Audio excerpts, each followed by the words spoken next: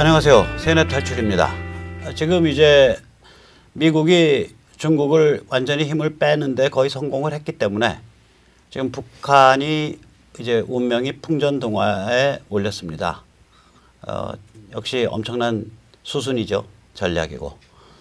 오늘은 경기대 이제 조성환 교수님을 모시고 이러한 미북 관계 변화에 따라서 문재인과 김정은의 섞어찌개 운명 공동체가 어떻게 만들어져 가고 있는지, 어떻게 요리돼 가는지 잠깐 살펴보도록 하겠습니다. 자, 안녕하세요. 네, 수고 많으셨습니다. 미국 갔다 오신다고. 에휴, 그냥 저는 거기 갔다 오면 얼굴이 좋아져요. 편해져 좀. 왜냐면 여기 하도 먼지 구덩이 같고 복잡한 상황인데 거기는 심플하잖아요. 그렇죠. 단순하잖아. 딱 해야 될 일이. 예. 여기서는 번잡하고. 그래서 자, 이제 트럼프가 오늘 뭐라고 말했죠, 어저께? 동창리 다시 공사가 들어가고 이게 재개하는 거 아닌가라고 하는 보도가 있으니까 이제 기자들이 물었죠, 트럼프한테. 네네. 아직까지 판단하기는 이르다. 사실 좀 더 확인해봐야 되지만 만약에 발사나 이런 것으로 준비를 한다면 나는 아주 실망할 것이다. 여전히 내 김정은이 괜찮게 좋게 보는데. 그거는 굉장히 나를 실망시킬 것이다. 나는 실망할 것이다. Deeply disappointed. 네, 예. 그러니까 굉장히 심각한 위협이에요, 사실은. 그렇죠. 굉장히 심각한 위협이에요. 내가 임마 지구 반바퀴까지 날아서 너 같은 찐따 같은 애 지금 2번이나 만나줬는데 지금 시그널 이해를 못하고. 그러니까 이게 얼마나 이해를 못하냐면 1991년인가 제1차 걸프전 때요. 예, 예. 그때 이라크 외무장관은 타리크 아지즈였고요. 예. 미국이 그때 아마 제임스 베이커였을 거예요. 베이커 맞을 겁니다. 예. 네, 그걸 이제 제네바에서 만나서 예. 한 대여섯 시간에 걸쳐서 여러 번도 안 만났어요. 마지막에 딱 한 번 만나서 야, 너희 지금 쿠웨이트 침공한 거 발 빼. 네. 이제 발 안 빼니까 그 다음에 바로 그냥 제1차 이라크 전쟁, 그렇죠. 제1차 걸프전을 했죠. 예. 그러니까 이게 이렇게 구도가 잡히면은 굉장히 그 위험한 게임이 되는 건데. 예. 과연 이런 올링이죠, 올링. 예. 올링 레이싱을 김정은 선수랑 문재인 선수가 할 깡다구가 있는지. 예. 좀 두고 봐야 될 것 같아. 재밌어. 우리가 계속 국내 여러 가지 이제 그 언론들이나 혹은 지식계나 예. 너무 낙관적으로 본다, 혹은 텃밭다, 이런 식으로 보는 저더러 우리 같은 관점으로. 우리 같은 관점으로. 근데 사실은 밖에서 또 이런 이야기 했어요. 네. 우리 백모 조병설전이 맞았다, 옳았다. 근데 당연하게 거의 한 6개월 전부터 초이스는 두 가지일 거다. 왜냐하면은 고사 아니면은 접수일 거다. 네네. 근데 이제 그 두 가지 중에서 목조르기에 들어갔다라고 하는 게 이번 2차 회담에 트럼프가 그걸 모르고 갔을까요? 우리가 개인적으로 이야기를 했었잖아요. 공식적으로 이야기는 안 하고. 저는 2차 회담이 만약에 열린다면은 거의 판 깨는 수순 될 거다라고. 판 깨는 수순 될 거다. 그렇게 얘기했지. 그렇게 이야기를 했죠 이미. 그리고 판을 안 깨고 김정은이가 혹은 우리 문재인 대통령이 이제는 둘 다 운명 공동체니까 이어갈 수 있는 거는 아마 최소한 핵시설이나 리스트는 솔직하게 투명하게 내놓으면은 이거는 상당히 진전을 볼 수 있는 거고, 그렇지 않으면은 깨질 거고, 그리고 김정은이가 그럴 수가 없을 거다라고 하는. 그러니까 뭐냐면 목록. 그 다음에 전면 무제한 사찰. 그 다음에 긴급한 반출의 시작. 이게 이제 그 정도 패키지를 김정은이가 이번에 못 내놓으면 여러 가지 사인을 줬죠. 그리고 못 내놓으면은 이거는 힘든 게임이다. 실무회담을 비건하고 최선희하고 몇 번 하면서 사실은 실무회담에서 비건이 하나도 말하자면 아젠다 세팅, 12개의 아젠다를 세팅을 했다. 아젠다만 올려놓고 거기에 대한 내용들은 아무것도 결정되지 않은 상태에서 회담이 날짜가 잡혀졌고 그리고 도착하는 순간까지도 아무것도 12개의 구체적인 내용에 대해서는 이야기가 안 되고 탑다운으로. 그러니까 아니 그게 아니라 미국이 그거보단 좀 더 심각했어요. 좀 더 진지했어요. 그러니까 그 폼페오가 하노이 현장에서 계속해서 김영철을 만나려고 기다렸는데 그렇죠. 김영철이가 이게 간이 부어갖고 빠꾸를 났다는 거 아니에요. 그렇죠. 그리고 그러니까 김정은이가 간이 부은 건지 김영철이가 간이 부은 건지 그리고 문재인 쪽도 간이 부어갖고 계속해서 돌린 얘기가 이제 하노이에서 뭐 빅딜인지 스몰딜인지 문재인 표딜인지 김정은 표딜인지 만들어지고 이제 우리 저 남북 경협 그냥 밀어붙일 수 있다. 급물살 탄다. 이러고서 그냥 자가 발전을 했죠. 그렇게 된 거예요. 근데 그게 이제 언젠가 또 이야기를 했을 겁니다. 이게 회담이 된다면은 깨질 가능성이 높고 깨진다라고 하는 개념은 평양과 우리 정부에 대해서 사실 최후 통첩을 한 걸 거다. 거의 그렇게 되는 거죠. 그리고 소순이. 이 비핵화 회담, 미국 회담의 어떤 방향을 완전히 세팅하는 거다. 그리고 아마 미국 국내적인 뭐 트럼프가 뭐 탄핵 위기가 있다 그러는 나는 그렇게 안 봤어요. 그건 여기서 저기 하는 얘기예요. 그리고 또 뭐 볼턴이 가서 방해를 했다 그런 거 아니고 이미 플롯 그 콘트를 다 짜고 가서 했고 말하자면 우리가 몇 번 이야기했듯이 트럼프가 말하자면 여러 가지 피에로 짓을 하면서 미국의 국내 그 의견을 모았단 말이에요. 그리고 이제 돋보기로 촛불을 보듯이. 그러니까 그리고 중요한 건 뭐냐면 인권 갖고 나오면은 아까 인권 갖고 나오면 체제 변경 시키겠다는 뜻이거든. 그렇죠. 근데 아까 국내 여론 모았다는 게 그거잖아. 그거죠. 그러니까 민주당 애들이 트럼프가 막 달리니까 인권을 갖고 막 나온 거 아니에요. 인권하고. 그러니까 이제 체제 변경까지 둘이 화학 반응이 이렇게 해서 체제 변경까지 가는 건데 문제는 뭐냐. 제가 우리 그 조병설전에서도 여러 번 얘기했지만 이게 지정학적 게임이란 요소가 있잖아요. 그렇죠. 그러니까 분단 이후로 최근까지 항상 북한의 뒷배는 소련이거나 중국이거나 그렇죠. 양쪽 다거나 이랬단 말이에요. 이 뒷배가 이제 없어져 간 거거든. 그러니까 이게 그동안 이제 얘들의 이 친구들 그러니까 문재인 쪽하고 김정은 쪽하고의 망상이 뭐냐면 그거 아니에요. 그러니까 북이 실제적 핵보유국으로 남으면서 그러니까 적당히 딜해서 그 다음에 김정은 김일성 영생교 체제가 유지되면서 그렇죠. 그 다음에 미국이 호구 잡혀서 미국 일본이 호구 잡혀서 북에 돈 밀어넣고 그 다음에 이 문재인이 그 대통령으로 있는 대한민국은 북의 피학성 음란증 환자에 해당하는 자발적 빨대가 돼서 자발적 숙주가 돼가지고 거기에 호구 잡혀서 왕창 지원해주고 그리고 그다음에 뭐 겉으로는 미국과 같이 갑니다. 세계와 같이 갑니다. 하지만 실제로는 친중 반미적 성향을 가진 남북의 준 혹은 진짜 연방을 간다. 뭐 이게 이제 이 거창한 이 사람들의 로망이잖아요. 평양도 그 로망을 갖고 있는 것 같고 당연히 문재인은 뭐 여러 문재인 정부는 여러 경로에서 그 로망이 느껴지는데 이게 일종의 망상이잖아요. 망상이고 사실 뭐 우리가 이제 학술적으로는 그룹띵크라고 얘기를 많이 하는데 그룹띵크보다도 훨씬 더 그 내용이 안 좋은. 그건 너무 점잖게 표현한 거지. 그냥 서로 간에 머리 붙잡고서 서로 뽕 놔주는 거예요. 나는 네 머리에 뽕 놔주고 얘는 내 뽕 놔주고. 이게 이제 되돌릴 수가 없는 게 미국의 대통령이 정치적인 결단을 했어요. 즉 핵을 해결하겠다.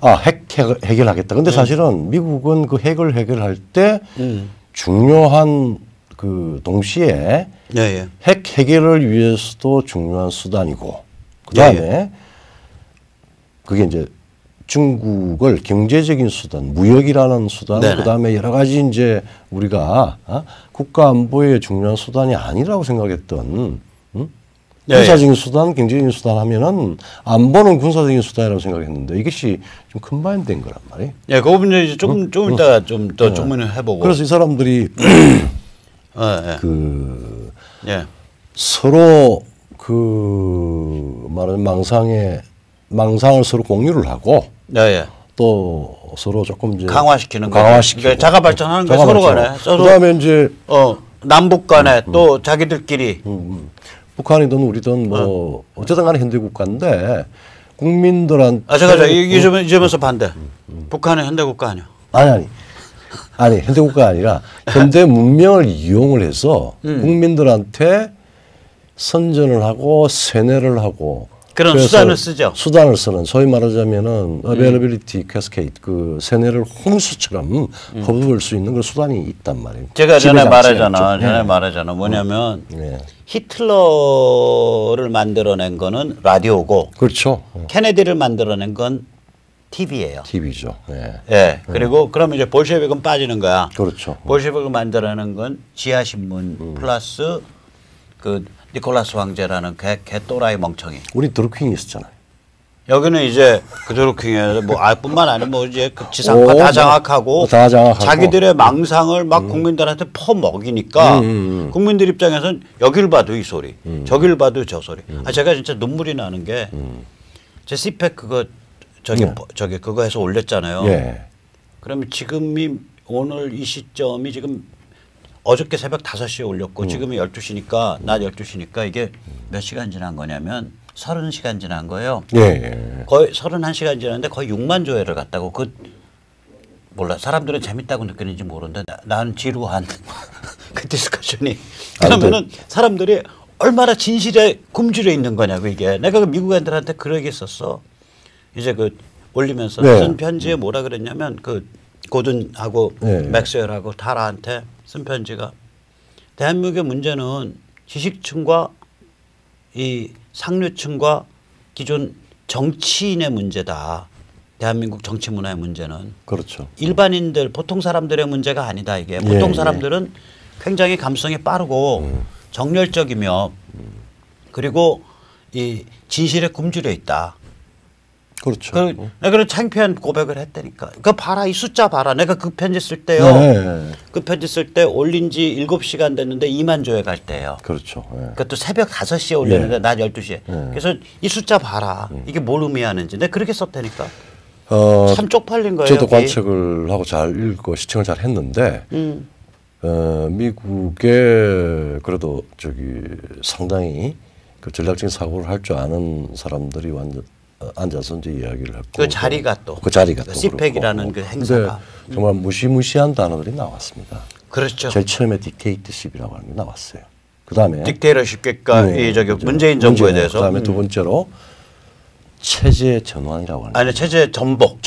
서브버전이라고 하는. 서브버전이라는 건 문재인 정부가 체제를 전복하고자 하는 거 아니냐 이런 얘기가 나왔다. 자들 중에서도 그 의미를 잘 모르고 아주 1급들만 알아요. 그럼 그 정도로 이게 그 전략적으로 봐서 세계 정치, 미국 세계 정치 혹은 문명의 구도에서 이게 엄청난 위기에 봉착했구나라고 하는 긴장감이 나왔고, 그리고 정확히 이 남북한에 연관돼서 지금 진행되고 있는 것들을 최소한 미국의 핵심 그룹들은 정확히 알고 있는 진단하고 거예요. 그러니까 알고 있고 진단하고 있다. 그래서 이제 거고.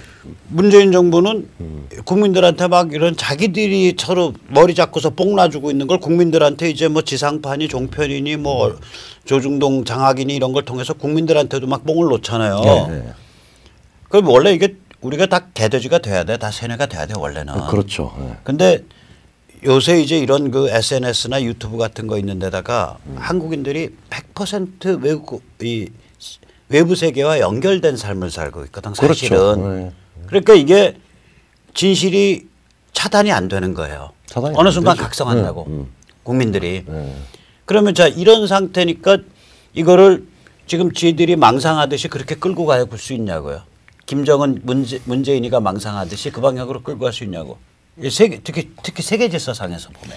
그러니까 집권 이후에 뭐 탈원전부터 시작해서 모든 자기들이 논리적으로 망상 속에서 만들어낸 사실을 국가 권력을 가지고 지금 막 가고 있는데 나오자마자 실현도 못하고 이미 그 저희가 발각이 되는 방식으로 쭉 왔고 예.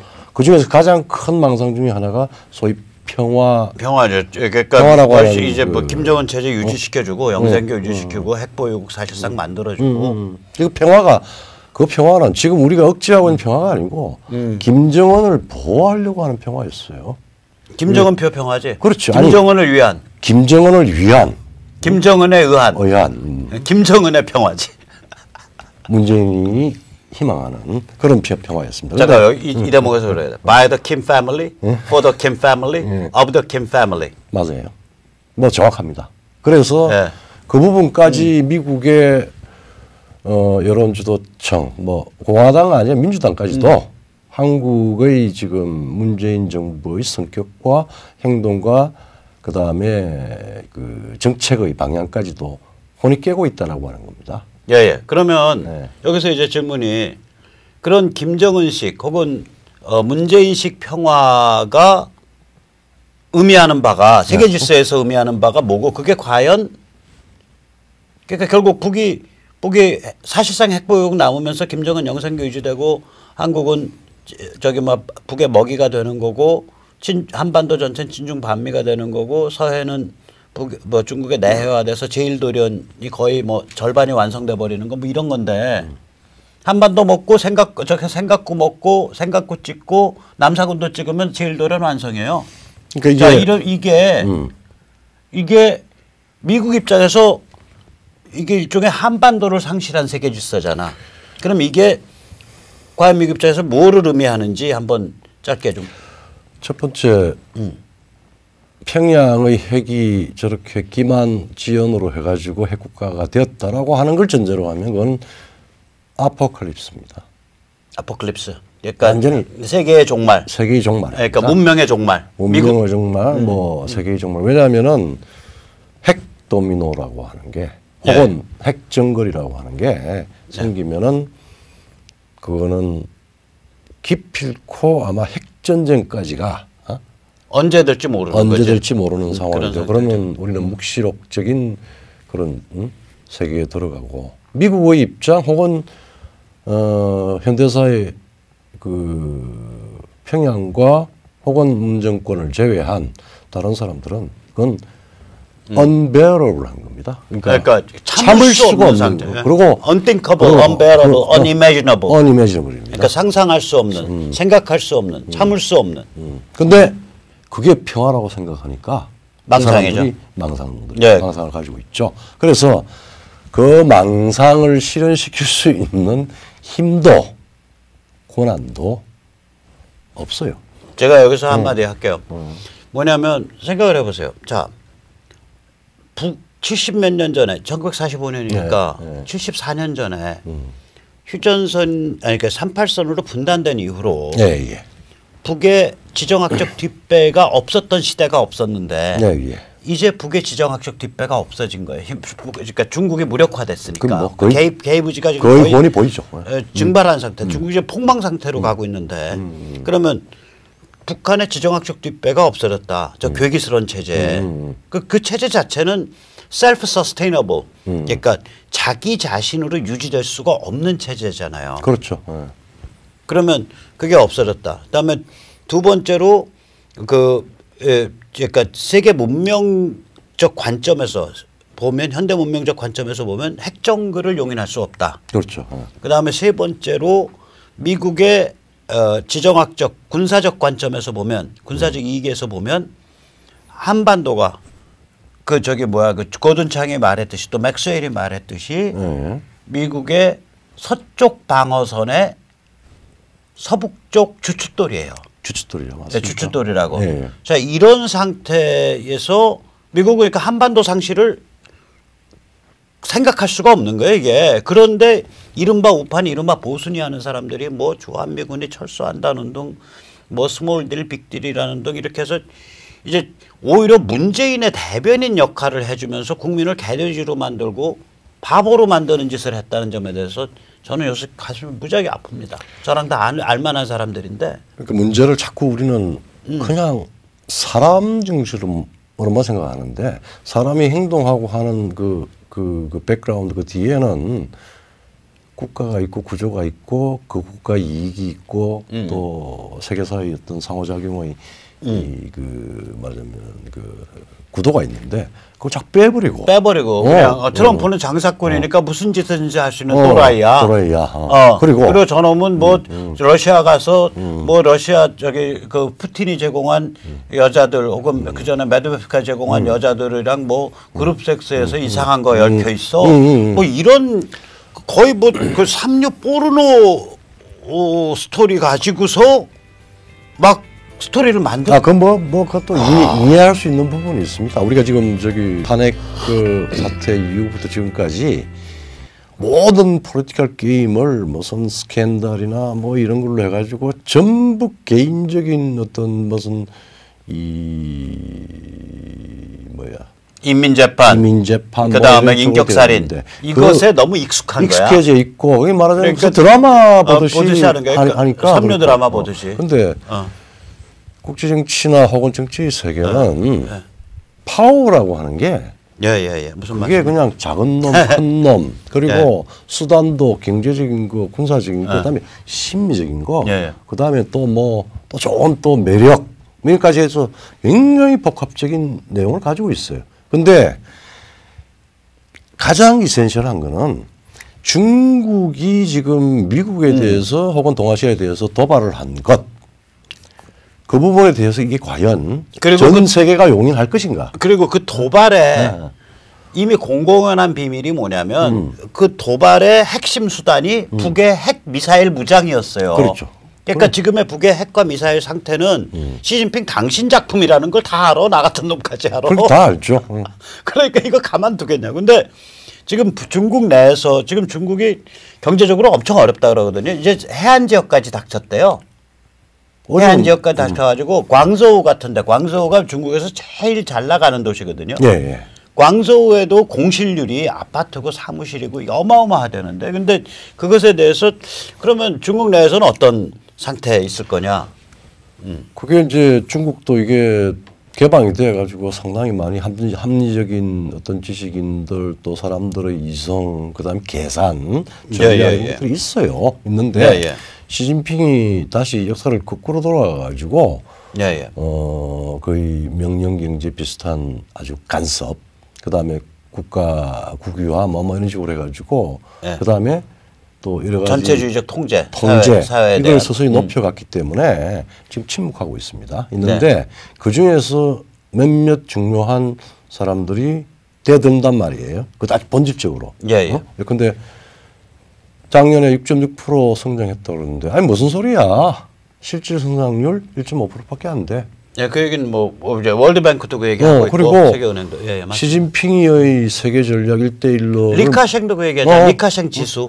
지수. 뭐 저기 철도 화물량 무슨 뭐 전력 소비량 계산해 보면 그리고 1%대다. 그리고 그 후한강이다 뭐다 해가지고 중국의 국제문제연구소에 유명한 또 학자들이 시진핑의 후한강 날라갔죠. 전략을 만들어주고. 잠깐만요. 시진핑이 말하는 무슨 뭐 중국몽, 뭐 중국 제조 2025 같은 2025. 것 막 앞에서 떠들어주고 그다음에 이데올로그죠.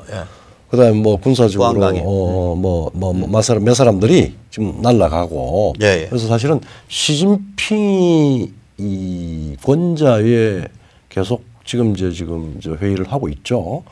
굉장히 불안해지고 있습니다. 제 코가 석자입니다. 그리고 평양은 여전히 옛날 미국을 속여먹던 방식으로 지금 이번에 끌고 가려고 그러다가 다 드러났고 그다음에 그 드러나고 난 뒤에 결과는 두 가지입니다. 하나는 이거는 핵을 가진 국가가 이제는 기만하면 이거는 더 이상 참을 수가 없다. 언베러블한 상태가 된다라고 하는 걸 메시지를 전 세계에다 주었어요. 트럼프가. 그다음에 두 번째로 여기에다가 얹혀가지고 아마 볼턴하고 미국의 이제 말하자면은 안보 경제 복합 그 실무진들이 WMD 플러스 생화, WMD 전체를 다. 예, 대량 살상 무기 전체를 다 핵만 얘기하는 게 아니라 넣었어요. VX 가스 같은 너 인마 VX 가스로 김정남이 너희 죽인 거 너 VX 가스 갖고 있잖아. 너 저 뭐 청와대도 탄저균 수입했, 저 면역 수입했다면 너희 탄저균도 갖고 있을 걸. 그리고 그러니까 그거 너희 다 내놔. 이제 거기까지 간 거야. 그럼 민주당 민주당이 결국 이런저런 말하자면은 무기수단, 평양이 가지고 있는 정말 도전적이고 위험스러운 무기수단, 그것만 가지고 접근하면 안 돼. 레짐 자체가 문제인데. 레짐 자체가 레짐을 변경을 하려고 그러면은 인권 폭탄도 필요해. 그러니까 트럼프나 공화당 입장에서는 울고 싶은데 뺨 때려준 거예요, 민주당이. 그러니까 그거를 아마 너가 내 뺨 안 때리고 백이겠냐고 앞에서 트럼프 우리가 제가 조변 설치를 하고 이제 뭐 좀 그래도 여러 가지 구조를 좀 구조주의적으로 좀 이렇게 보는 입장이 돼서 또 우리 박성현 주표께서 정확한 그 포인트를 잡고 있으니까 저는 뭐 나오는 대로 그러니까 이제 우리가 쭉 줄곧 이거는 우리가 지금 국내적으로는 굉장히 짜증나고 싫은 상황이 있지만은 동아시아 전체의 질서와 그리고 남북한 관계 자체가 변경을 할 수 있고 그 변경을 해야만 문제를 해결할 수 있다고 아메리칸 합중국의 대통령과 그 참모들이 결정을 했다라고 하는 걸 전제로 해서 쭉 지금 전제로 왔어요. 네, 그럼요. 그러니까 이제 문제는 지금부터 그게 제 1차적인 게 이제 증명이 됐습니다. 그러니까 트럼프 개인의 선거용 협상이 아니라 선거용 협상이 아니라 이거는 미국 전체 처음에는 공화당 집권 세력의 문제로 보인 것 같이 보이지만은 미국이 가지고 있는 미국의 내셔널 인터레스트가 반영된 그리고 민주당까지 포함해서 거의 북한 문제와 중국 문제와 동아시아 문제에 대한 미국의 정책이 컨센서스를 이뤘다는 거 보는 거예요. 네, 맞습니다. 누가 만들어냈어요? 그게 트럼프의 말하자면 트럼프 리더십의 비밀이지. 비밀 중에 하나입니다. 뭐 다음에 다시 이야기를 해요. 네, 근데 이제 그 여기서 잠깐 우리 우리 홍지수 작가 좋아하시고 번역가 좋아해서 그 양반이 이제 번역한 책 중에 이제 요새 베스트셀러 잘 팔리고 있는 게 그 책 꼭 사서 보세요. 그러니까 그 셰일 혁명과 미국 없는 세계, The Absent Superpower. 그 책인데 그 자이안인데. 그 책에서 이제 미국 셰일 혁명이 가지는 힘 이런 걸 굉장히 자세히 잘 다뤄놨어요. 에너지 국제 정치학을. 그렇죠. 근데 이제 제가 보기에는 그 책의 이제 오류 중에 하나 혹은 부족한 점 중에 하나가 뭐냐면 그 책에서는 이제 그 selective intervention 그러니까 선택적 개입이란 그런 개념으로 몰고 가거든요. 왜냐하면 자 미국이 이제 순 에너지 수출 국가. 그러니까 에너지 종류가 많으니까 미국이 수입하는 것도 있단 말이에요. 그러나 미국이 수출하는 거가 있으니까 그럼 전체 네트로 따지면 똔똔치고 그 똔똔이 넘어서 수출하는 게 더 많네. 지금 순 에너지 수출 국가가 된 상태에서 미국은 고립주의적 성향을 갖게 되고 이제 군사적으로 외국에 대해서 다른 지역에 대해서 굉장히 선별적으로 개입할 거다. 그래서 이 선별적 개입이고 나머지 세계는 굉장히 좀 혼란스러워질 가능성이 있다. 뭐 이런 스토리예요. 그게. 저는 좀 다르게 생각하거든요. 이건 뭐 저도 사실은 자이언 책 나오기 전에 세를 굉장히 공부 많이 해서 옛날에 한번 초기에 제가 말씀을 드린 적이 있을 겁니다. 이 자이언이 본 것 중에 하나는 셰일 혁명이 가지고 있는 국제정치적인 그 결과를 미국의 고립으로 결정했는데 지난번에 우리 박주필께서 고립이라고 하는 것은 오류인 것 같아. 왜냐하면은 전통적으로 핵시대 이전에 핵시대 이전에 혹은 소위 말하는 이 산업문명의 세계화 이전에는 군사적인 수단이 다른 국제정치적인 그 상호작용에 가장 핵심적이고 유일한 수단이었어요. 그런데 이 경제와 무역이라고 하는 게 사실은 국제정치적인 그 게임에 가장 두 축의 중요한 수단이 됐고 무역도 충분히 그 말하자면은 그 또 다른 수단에 의한 전쟁을 수행할 수 있는 지금 굉장히 중요한 말씀하시는 거거든요. 그렇죠. 예. 중요한 수단이 됐다는 겁니다. 예, 그러니까 지재권, 그 다음에 관세, 그 다음에 무역 정책 이런 것들이 강력한 그러니까 국제 정치적 수단이 됐다. 군사 외에. 그러면 이런 수단을 써가지고 이런 수단을 써서 접근하는 게 미국은 너무 쉬워진 거예요. 그렇죠. 그렇다면 군사 수단을 미국이 너무 아프간 같은데요. 병사 한 명 체제비가 코스트가 100만 달러예요. 그렇죠. 연 12억이에요. 이제 사망하는 사람, 부상하는 사람들에 대한 보상까지 다 계산해 보면 그렇죠. 그러면 너무 사람도 죽어가고 너무 코스트가 높으니까 자이한 얘기는 이제 군사적 수단은 굉장히 제한될 거다. 사실은 그 얘기인데 그게 아니라 군사적 수단이 제한되든 말든 경제 수단으로 목을 졸라놓고 반병신 만드는 게 가능해졌단 말이에요. 이게 그러니까 아마 순서가 좀 자이한이 경제 수단을 미국이 아주 효과적으로 동원할 수 있다라는 거를 자이한이 미중 전쟁 시작되기 전에 그 책 끝냈거든. 그렇죠. 몰랐어, 맞아요. 근데 그게 정말 쇼크였었어요. 작년 6월, 7월에. 그렇죠. 그 미중 전쟁 시작할 때 제가 정확히 기억하는데 혹시 독자분들 찾아서 한번 보세요. 영어 하시는 분들은 워싱턴 포스트에 노벨 경제학상 받았던 폴 크루그만이 쓴 게 있어요.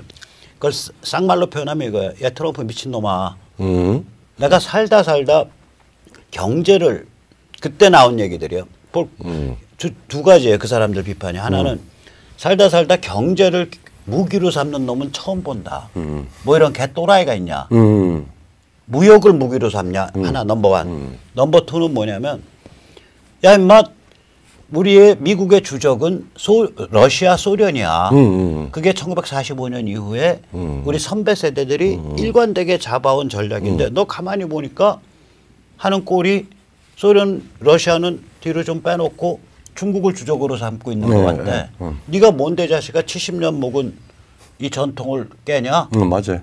이 두 가지가 트럼프 노선에 대한 가장 핵심적 비판이었어요. 그 무렵에 작년 여름에. 그렇죠. 근데 지금 이게 뭔 얘기를 하고 제가 싶으냐면 결국은 하는 게 뭐냐면은 이거 군사적 수단뿐만이 아니라 경제적 수단에 의해서 오히려 더 강력하게 개입하는 그런 상황이 펼쳐진 거 아닌가 이런 제가 조금 이건 좀 이론적으로 좀 봐야 되는 게 우리가 아마 사람들이 좀 헷갈렸을 겁니다.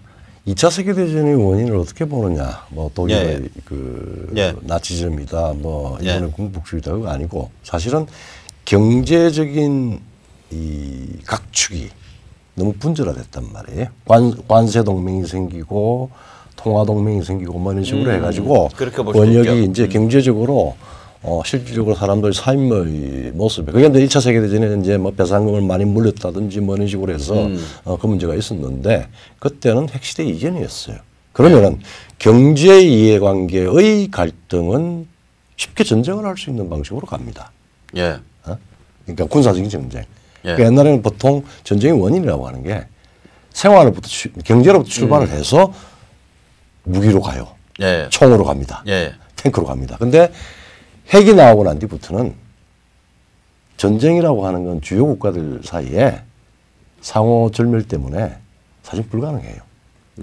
근데 경제적인 이해관계가 충돌이 되면은 경제 자체가 국가 간의 전쟁의 요소가 됩니다. 즉 경제 전쟁이 돼요. 근데 이제 여기서 우리가 그리고 이제 2차 세계대전 이후에 쭉 와서 핵 때문에 균형이 됐다가 두 가지. 냉전식이라고 하는 거는 사실은 세계의 전혀 다른 경제 권역의 맞아요. 금액이에요. 그것의 충돌 아니었어요. 그러니까 제1세계, 제2세계. 그때는 그냥 가트 브레트너스 가트 체제하고 사회주의권에 소련이 주도하는 코메콘하고. 그래서 서로 안 섞였어요. 서로 안 섞였죠. 근데 그 이후에 90년대 이후로는 세계가 이게 진짜 하나가 돼버렸거든. 경제가. 그러니까 경제 심리, 그러니까 그 군사 심리적인 게임만 했습니다. 서로 상대방으로부터 얻어맞지 않기 위해서 핵 공격을 받지 않기 위해서 지금 냉전 때 미소 냉전 때 그래서 계속 뭐 중거리 핵미사일이다 그다음 대륙간 탄도탄이다 그다음에 마지막에 레이건이 스타워즈 SDI 계획을 해서 군사적으로 누가 압도적인 우위에 서느냐 이 억제 체제를 무너뜨리냐 그것만 생각하고 말하자면 심리적인 그 저기 안전 보장의 어떤 그걸 무기 체계의 개선 제압 개선과 발전 이쪽으로 갔어요. 그러니까 한쪽은 경제가 엉망진창이 되어버렸고 서로 블록으로 경제가 분리돼 있어요. 분리돼 있는 상태에서 스스로 이제 그 여러 가지 체제 경쟁에서 무너진 게 이제 옛날 소련 동구권 붕괴 현상인데 그렇죠. 지금 중국은 그게 아니라 다 오픈돼 있죠. 완전히 세계가 그물처럼 엮여져 있고 중국이 그 그물처럼 엮여진 세계 경제의 핵심 수혜자인데 수혜자죠. 얘가 머리가 돌아갔고 전체주의 도발을 하니까 전체주의 반동을 하니까 너 세계 경제적 수단에 의해서 너 한번 당해봐 자식아 하고서 그거부터 내세워서 팬 거예요. 그러니까 트럼프가 그리고 그게 시간이 걸리잖아. 시간이 걸리죠. 그러니까 지금 이제 경제전쟁 미중 전쟁 시작한 지가 이제 한 10개월 됐거든요. 그렇죠. 19개월. 네, 9개월이니까 중국 벌써 그냥 거의 빈사 상태 가버린 빈사 거예요. 상태 가죠. 그러니까 이거 지금도 경제 안 푸는 거예요. 이거 전혀 악화를 안 시키고 있을 뿐이지 지금 정도도 이미 굉장히 그러니까 이 상태에서 중국이 그러면은 한반도 개입의지가 무력화됐다. 이 시간을 버느라고 그리고 또한 하다 보니까 하면 또 북한이 내부가 동요가 되니까 그렇죠. 트럼프가 지구 반바퀴 와갖고 김정은이를 2번을 만난 거예요. 그렇죠. 이 시간벌이용이었어.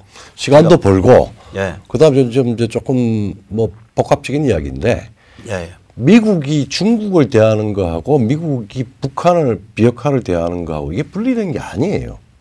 그렇죠. 이거는 밀접히 연관돼서 미국이 맞습니다. 그 말하자면 이 두 가지 도발에 대해서 제압 능력을 사실 배가시킬 수 있는 요소예요. 북한의 저런 그 북한 핵을 막 무장하면서 미국을 속여먹고 우리도 속여먹고 하던 그 관성에서 절대 못 벗어날 겁니다. 왜? 지금 문재인이나 김정은은. 김정은. 왜냐하면 그 망상에 취해 있어. 그 망상을 떠나면 존재 이유가 없거든. 지들이. 김정은이가 과연 다 싫으니까 나 이렇게 스트레스 받아서 그냥 심장병 나오고 150kg, 160kg 가서 죽느니 그냥 트럼프 아저씨한테 가서 그냥 저기 미국에 가서 살란다. 차우체스쿠처럼 비참하게 가기 싫다. 그리고 너희들 알아서 해. 그럼 미국가 다 던져주면은 뭐 문제는 해결돼요. 그런데 그렇게 할 수 있는 가능성이 전혀 없습니다. 없을 거예요. 그리고 그 다음에 그러지 않는 한, 즉 평양의 권력과 경제와 모든 거는 김씨 소유고 김씨가 주인이고 김씨가 전부예요.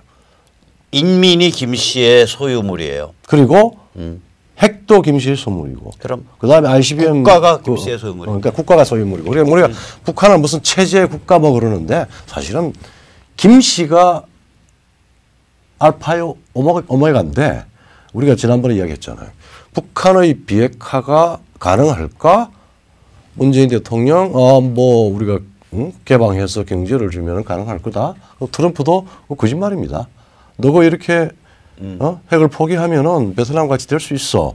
라고 하는 거는 그 뒤에 그렇게 네가 결심해서 우리가 안전을 보장을 하더라도 너는 6개월 이내에 끝나. 라고 하는 걸 전제로 하고 지금 움직였단 말이에요. 근데 우리 한국 사람들은 혹은 우리 제도권의 뭐 야당이나 그게 논리적으로 중국도 개방했고 베트남도 개방했으니까 북한이라고 뭐 어떨 리 없지. 라고 하는데 북한의 그 핵심은 두 가지입니다. 안으로는 정말 상상도 할 수 없는 사교 그 전체주의적 포갑체제고 밖으로는 뒷배가 소위 옛날 소련과 그다음에 중국이 존재했고 한 1년 전까지 중국이 존재했습니다. 지금 중국이 허물어진 1년 사이에 중국이 그리고 중간에 우리 남쪽에 뭐 또 이 햇볕 정책이다 뭐다 해서 우리도 김정은 김일성 영생교의 존속을 원하는 남쪽 대한민국 정부가 존재하는 거고. 뭐 벌써 세 번째 아닙니까? 이제 그런 걸로 해서 하고 지금 또 집권까지 하고 있으니까 예. 그렇게 이제 구도를 짰는데 그게 전부 핵을 가지고 난 이후부터 전 세계 거의 합리적인 국가들이 생각도 할 수 없고 참을 수도 없는 북한의 핵력,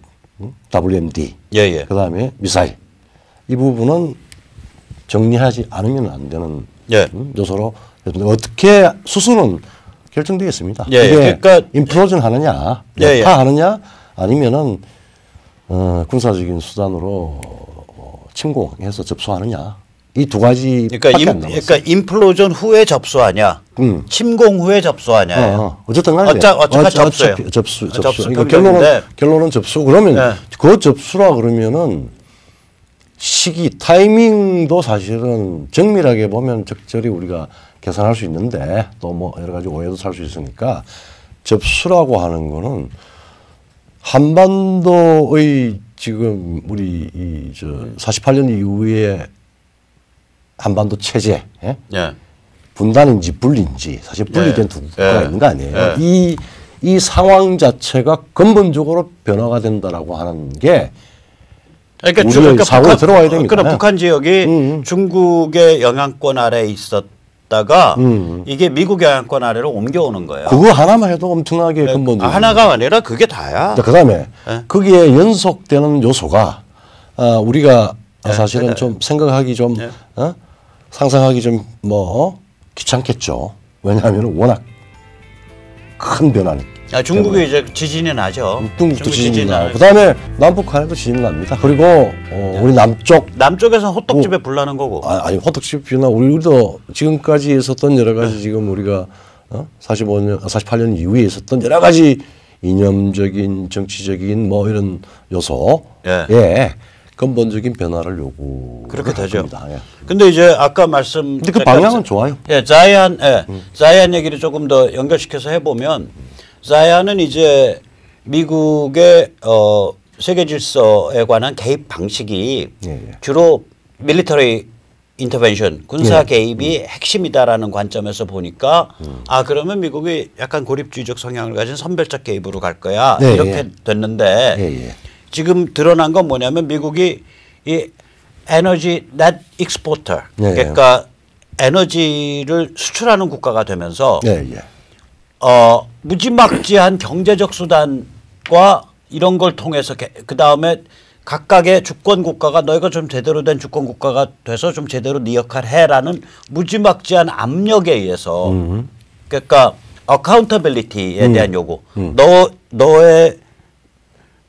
너의 안보는 네가 기여해서 네가 책임져라고 누른단 말이에요. 그냥 내버려 두는 게 아니라 누르죠. 어카운터빌리티의 강요, 책임성에 대한 강요, 자기 책임성에 대한 강요. 그 다음에 경제적 개입에 의해서 미국이 경제 수단에 의해서 이 개입주의적 방식이 더 강해진 거예요. 더 강하시죠. 어떻게 보면 훨씬 더 정밀하고 그 다음에 영향력도 훨씬 더 크습니다. 그래서 이 용어들이 이제 튀어나와요, 막. 그래서 이 미국의 이제 보수 진영에서는 이거를 총체적 접근이라고 불러요. 혹은 뭐 홀리스틱 어프로치. 그 다음에 저쪽에서는 이제 컴바인드 어프로치, 복합적 접근. 그러니까 미국의 민주당 쪽에서는 이거를. 그러니까 컴바인드 어프로치, 복합적 접근이라고 부르냐, 홀리스틱 어프로치라고 부르냐의 차이뿐이지. 같은 이야기죠, 뭐. 결국은 이게 뭐냐면 내용 같아요.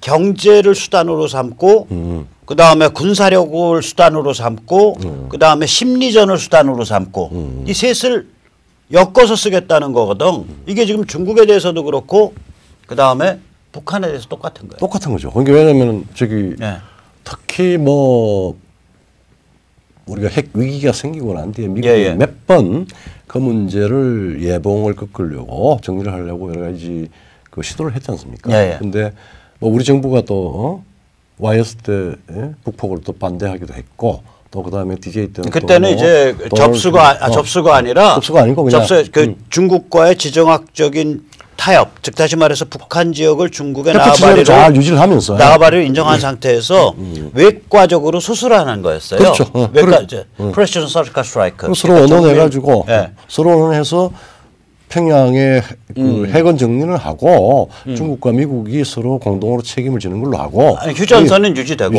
그거였었는데 그때는 그 게임이었어. 그러니까 이게 참 역사가 아이러니인 게 그때 그거 안 한 YS가야말로 앞으로 자유통일의 최1등 공신 중에 하나야. 그때 그거 했으면요. 북한은 또 우리 북한은 애국진 나는 이제 애국진이가 엄청 욕먹어. 우리 애국진한테 또 저 괜히 또 쓸데없는 오해받아요. 아니 아이러니라고 이거. 아이러니죠. 그러니까 역사는 역사 참 아이러니해요. 역사는 우리가 절대 기계적으로 해석할 수가 없습니다. 아니 그 YS는 그때 YS가 아니라 실제로 YS는 내다봐야 당한 거 그 밑에 한환상이 까라 뭐 김정남이 까라 이런 사람들이에요. 안 봐도 비디오야. 또 아니 저기 외무장관 했던 분 있죠. 누구지? 한승주 씨. 한승주 까라 뭐 이런 것들이야. 이런 분들이야. 죄송합니다. 제가 잠깐 사물과 사람을 헷갈려서 분을 거스로 빌려서. 그래서 그 YS는 생각이 없는 사람 아니에요. 조선에서 돌아가신 양반 그 사람 성격 보여주는 농담이 하나 있어요. 예? 그러니까 저기 뭐야 그 중국집에 가서 3명이 그래. 그래서 주문하는데 우동, 짜장, 짬뽕 4명이 갔구나. 그러니까 YS는 좋은 거 먹고 싶거든. 그러니까 자기는 탕수육. 그러니까 이제 옆에 사람이 이게 혼자서 좋은 거 먹고 싶으니까. 저렇게 얄밉잖아. 아니 2글자로 된 음식 주문하세요. 그러니까 뭐라 하는 줄 알아? 뭐라 그랬어요? 탕슉. 탕슉. 탕슉. 그게 저기 썰렁 개그입니다. 아니 그게 아니라 그 사람이 그런 데가 있는 사람이에요. 그러니까 뭘 모른다고 복잡한 개념을. 증권 아니야 증권. 네. 그거 아시나? 아니 말고. 요새 증권 상황이 잘 안 좋아요. 그러니까 사람들이 증권 스탁마켓 증권 시장을 생각하는데 정권. 정권. 그러니까 정권 그러니까 여기도 거기 아니야. 여기도 경상남도잖아. 경상남 사람들이 정자 발음 못 하잖아요. 발음을. 그러니까 으라 그러잖아. 그러니까 증권. 그렇게 되면 저기 뭐 한국관광공사예요. 그래서 한국관광공사가 아니라 한국관광공사. 레이프 그렇게 되는 거야. 그래서 하나에 쳤나 보다. 오케이. 다시 그 얘기. 다시 해서 이 결합된 혹은 복합적인 수단이 동원이 된다라고 하고 총체적인 접근을 이제 하는 건데 뭐 민주당은 그 수단의 구성을 이야기하는 거고 그 다음에 공화당이나 트럼프는 그것의 전략적인 모습을 홀리스틱하다. 한쪽은 컨바인드 됐다. 근데 이 컨바인드된 구성 요소를 어떻게 합하느냐. 뭐 트럼프가 정권을 잡고 있으니까 홀리스틱한 게 맞죠. 총체적으로 입체적으로 이제 나갈 겁니다. 그 중에서 이제 오바마까지만 하더라도 전략적 인내다. 이렇게 그런 해서 얘기를 뭐 했는데 그냥 중국이 잘 알아서 좀 해주겠지. 그렇게 하면서 중국이 싸게 생산해 주는 거 가지고 그 미국 국민들한테 인플레 없이 싼 물건 잘 챙겨 먹고 그리고 뭐 중국에서 이제 현금이 많아지니까 저기 로비도 좀 받고 그리고 또 미국 기업들 열심히 뒷배 봐줘가지고 중국에 가서 달러 갖다 넣고 뭐 이럴 줄 알았는데 트럼프는 정반대로 갔고 갈 수밖에 없었던 그러니까 거는 이제 북한에 대해서 전략적인 스트래티직 페이션스가 이제는 앞으로 어떻게 될 것 같아요? 쉽게 말하면 안 되죠. 그러니까 이제는 이미 거의 뭐 이 펀치는 안 날려서 그렇지 면전에서 아저씨가 조카한테 그냥 거의 뺨때기를 때렸는데 요번에 실제 내용은 너 이제 목 조를 거야. 그 얘기예요. 너 전략적 스트랭글링. 스트랭글레이션. 그러니까 스트랭글레이션. 그러니까 교사죠. 교사. 넥타이 전략적 넥타이 요 안쪽 잡고 있어. 전략적 교사. 교살. 교살이라 그러죠. 목 졸라 죽이는 거. 전략적 교살 혹은 전략적 고사. 지금 전략적 교살이라는 얘기가 나와요. 맥스웰이 이번에 그랬어. 근데 문제는 이 교살에 대해서 지금 가장 이제 눈치를 챈 게 우리 문정부 아니에요?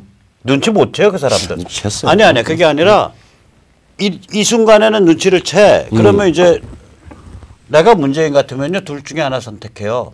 마음을 바꿀 거냐, 정권 내려놓고 튈 거냐, 물러날 거냐. 근데 그게 아니라 눈치는 챘어. 마음 바꾸지도 않고 정권 내려놓고 튈 생각도 없고 개길라 그런다고. 그렇죠. 개기는데 과연 미국이 지금까지 미국한테 많이 개겼잖아요. 많이 개겼는데 뭐 하나 목적을 일방적으로 하겠다는 거야. 일방적으로 우선 될 수 없는 게 하세요 막 그러는데 그리고 이번에 뭐 군사 차라리 하세요. 그리고 어느 정도까지 고난수냐면은 우리 애국 국민들한테는 일반적인 사람들한테는 굉장히 불안하고 기분 나쁜 일일지 모르겠지만은 아유 뭐 합동 훈련 안 하겠다. 그 이야기가 사실은 겁난 겁니다. 너랑 안 놀아. 아니 합동 훈련 한다고 뭐 이러면은 또 뭐 평양에서 난리를 칠 거지. 평양은 문재인이 저럴 거지. 그러면서 지령 내릴 거 아닙니까?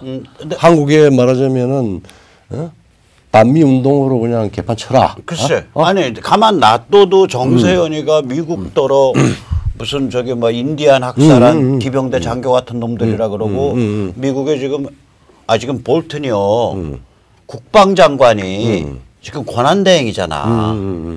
매티스 날리고. 그냥 조그만 실무자예요. 국방장관이. 그렇죠. 원래 국방장관이 권력 서열 계승 몇 위야? 그러니까 대통령 다음에 국무장관 다음에 국방장관이잖아. 그렇죠. 국방 뭐. 아니 부통령이 있구나. 대통령, 부통령, 국무장관. 하여튼 5위 안에 들어갑니다. 권력 4위인데 원래는 거물이 오는 자리인데 거기가 매티스 날려버렸고 사실은 대행 체제거든. 그래서 볼튼이 지금 자꾸 흔드는데 그 볼튼더러 저 재수대가리 없이 생긴 놈이라고. 야, 나 그거 듣고서 지금 저 사람 내가 보면은 그러니까 저 20살짜리 지금 머리병 돌은 눈알 획가닥한 어린애야 이 생각이. 이게 이제 한민족이 중요하니까. 그러니까 이 사람들이 북한하고 남쪽에 우리 저기 이 사람들이 지금 뭐야 망상이 패닉 상태인가? 패닉 상태. 망상이 이제 근데 이제 패닉 상태, 망상 상태 하면서 막 개기려고 하는데 막 개겨지냐고. 그리고 뭐 강경화도 장관이 폼페이오한테 야단 맞았잖아. 짜증을 막 내면서.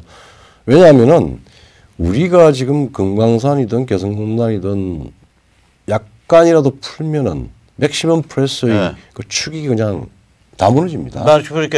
그러니까 그런 움직임 보면 바로 미국 어떻게 경고 사인 때릴까? 그러면은 아마 지금 세컨더리 보이콧 중에서 세컨더리 보이콧 중에서 중국은 일부 금융사까지 생각을 하고 있고 이미 나왔어요. 그 무슨 중국 5대 은행 중에 하나쯤 되나? 뭐 5대 은행이 아니던 10대 은행, 뭐 10대 은행도 20대 은행. 그렇게 해서 중국도 바로 지금 목을 졸라서 죽일 수 없는 상황이니까. 적절히 이제 그 중국에서 중국에 대해서 중국은 경제가 문제니까 세컨드 보이콧 때리면서 그거 지금 예고를 했고. 그 다음에 우리한테는 예고는 안 했는데 기본적으로 문정부가 어느 한도를 넘었을 때 내 승인 받아서 모든 걸 하라고 그랬는데 승인을 넘어서서 지금 문재인과 트럼프가 갈라섰다 뭐 이런 보도가 블룸버그에서 나왔잖아요. 그러니까 일방적으로 말회하면서 남북 경합한다. 만약에 문재인이 그런 식으로 가면은 아마 세컨더리 보이콧을 이 정권의 국내 정치적으로 치명적인 타격을 줄 수 있는 그런 아이템으로 세컨더리 보이콧. 경제적으로는 얼마나 타격 줄 것 같아요. 그런 아이템이. 전체를 와해시키는 방식은 한국 경제를 와해시키는 게 아니라 정치적 의미가 강한 그런 아이템을 골라서 예를 들면 이제 현정은 회장의 이제 KCC 그룹 같은 게 아주 타격 1번 중에 하나. 뭐 현대는 잘 생각해야 될 거예요. 현정은 아주머니 잘 생각하세요. 저기 그 리스트 1위는 아니더라도 5위 안에 들어가 계실 거예요. 그것보다 낮은 KCC는 사실은 뭐 정권에 큰 타격을 줄 수는 없죠. 거기가 뭐 건설 자재하는 데니까. 상징적인 의미인데 지금 뭐 그리고 KCC 타격 받으면 중국은 좋아해. 그렇죠. KCC 대신 중국산 건설 자재 들어와. 그러니까 이제 그거 말고 지금 뭐 우리가 심정은 있으나 물증이 아직 확정이 안 된 여러 가지 요소가 있었잖아요. 뭐 석탄 수입 문제다, 뭐다. 이거는 다 사실은 현 정부에 치명적인 타격을 줄 수가 있습니다. 그렇죠. 그런 내용은 아마 공개되지는 않겠지만은 미국이 간단한 나라가 아니고 그런 측면에서 아마 깨갱 소리 나는 비밀스러운 예고를 할 겁니다. 제발 don't move. 움직이지 마. If you move. 잘못 움직이면 작살내는 수 있어. I have this card. this kind of card. 그런 거죠. attention. 뭐 겁니다. 그래서 그런 측면에서 세컨더리 보이콧에 대한 그 내용이 있고 그러니까 문재인 정부도 이제 그 사정은 아는데 함부로 못 움직일 거라고. 그렇죠. 이런 걸로 가는데 이런 상황 정도를 이제 이해를 이제는 이제 우리 한국의 그래도 어쨌든 간에 자유우파 지식인들이나 정당이나 혹은 시민사회에서 이걸 전제로 하고 넥스트를 어떻게 준비할 것이냐 해야 돼요. 오늘 뭐 보니까 그 김순덕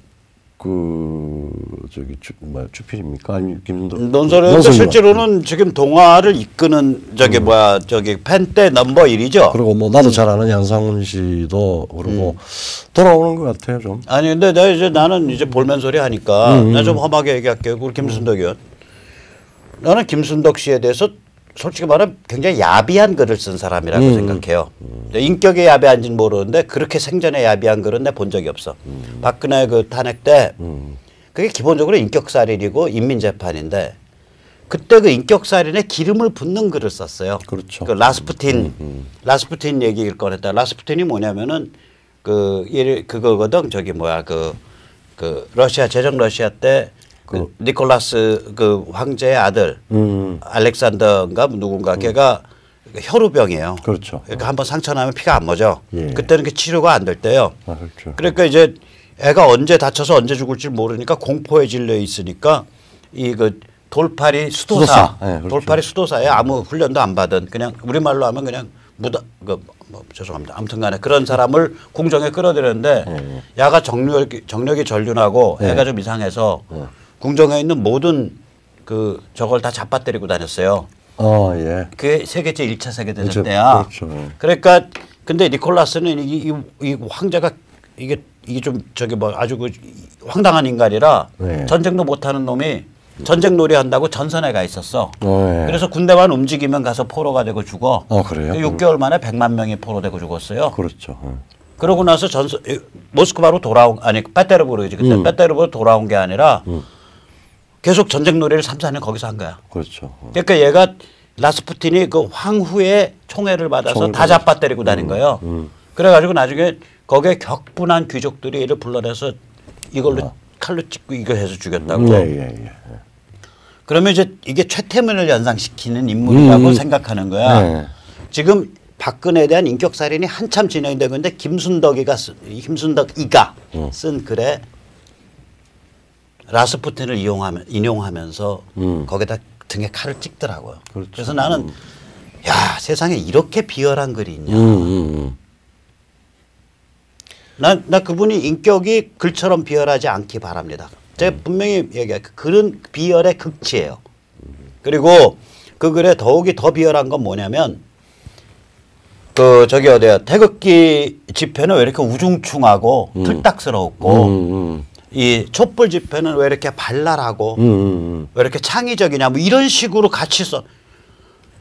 지금 사람들이 열불이 나와서 이거 대한민국 시스템 무너지는 거다라고 튀어나온 건데 그걸 그렇게 조롱을 했어요. 그러니까 아주 비열한 조롱이에요.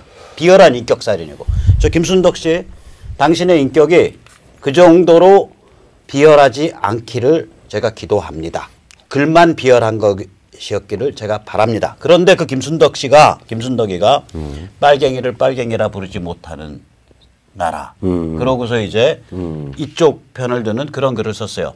양상훈도 똑같을 거예요. 아마 양상훈도 이 박근혜 인격살인이나 박근혜 인민재판에 대해서 한 번도 비판적 입장 취한 거 없을 거예요. 그 사람이. 제가 듣기로 그러니까 기름을 부은 건 붙지는 않았지만 네, 그 인격살인이나 인민재판이 뭐 그걸 내세 비판적 입장을 안 취했다고 한 번도. 취했죠. 예. 그러니까 그리고 사적인 자리에서는 그거 당연한 거다라는 식의 발언을 했다라고 전 전해 들었다고. 예, 예. 그러면 그런데 요번에 쓴 글이 뭐냐면 문재인과 김정은이 운명 공동체다. 제 식으로 말하면 문재인 김정은이 섞어찌게 됐고 트럼프가 지금 섞어찌게 요리하고 있다 이 소리예요. 운명 공동체는 우리가 한 3, 4개월 전에 이미 했던 얘기. 우리가 저기 제목으로 따라서 했죠. 예. 그러니까 제가 보면은 저는 사실 이 조선 동화 요새 이 논조 돌아오기 시작하는 거 보면서 생쥐 생각이나 생쥐가요. 네. 그래서 제 부탁이 뭐냐면 조선의 그 우리 방 회장이야 여러분, 동화의 김 회장이야 여러분, 제발 생쥐 제대로 된 생쥐다운 생쥐만 해주셔도 전 너무 감사할 것 같아. 맞아. 생쥐는 지진이 나기 전에 알고 튀잖아. 그러니까. 마찬가지예요. 자한당과 같은 여당, 이제 야당 또 그리고 수많은 내노라 하는 지식인들 생쥐가 되세요 제발. 지금 생쥐보다도 못한 존재야. 지금 거대한 지진이 오고 있는데 튀어야 될 거 아니야. 지금 튀지 못하고서 미국이 요리하고 있는 문재인 김정은 운명 공동체 섞어찌개 그 큰 그릇 속에서 같이 들어가서 지금 쥐고기까지 같이 섞어찌개 한다고? 그래서 저기 좀 영악하게 이 세계를 좀 더 읽고 다시 노멀리티로 한국도 정상으로 돌아왔으면 좋겠습니다. 정상으로 돌아오고 지금까지 우리가 70년 동안 다 우리가 섭취는 못해도 굉장히 빠르게 냄비건성에 가까울 정도로 아주 영악하게 경제적인 성취를 이룩하고 또 민주적인 제도를 만들고 이랬던 걸로 다시 돌아와서 다시 비맞았다 생각하고 다시 공고화하는 작업에 좀 적응을 해줬으면 좋겠어요. 예, 그 이제 우리 조 교수님 같이 인격자는 그러고요. 저는 좀 더 이제 냉소적으로 말하면 우리나라의 지식층, 언론인 그리고 그 다음에 이 정치권에 있는 분들 제발 생쥐 같은 존재가 좀 되십시오. 생쥐도 지진이 나면 압니다. 미리 튑니다. 맞습니다. 예. 오늘 여기까지. 예, 지진이 나도 건물을 잘 설계하면 안 무너집니다. 그러니까 지진이 날 수 있다라는 게 아니고 지진이 날 것이다라는 걸 전제로 해서 다시 대한민국을 우리 많이 허물어졌죠. 허물어진 대한민국의 여러 가지 중요한 기둥, 기반 이런 것들을 다시 한번 재정비를 하고 지진에 견딜 수 있는 방식을 생각을 해보죠. 충분히 나는 그 상황이 되면은 또 그렇게 해야 될 것 같습니다. 예. 저는 문재인, 김정은 섞어찌개를 지금 트럼프가 이끄는 미국이 열심히 불을 떼서 하고 있는데 전 사실 섞어찌개가 완성돼도 먹을 생각이 없습니다. 음식이니까 귀중하니까 섞어찌개가 그래도 완성이 되면 제가 아끼는 개한테 줄 수 있을지 그게 저의 바람입니다. 예, 감사합니다. 예, 감사합니다.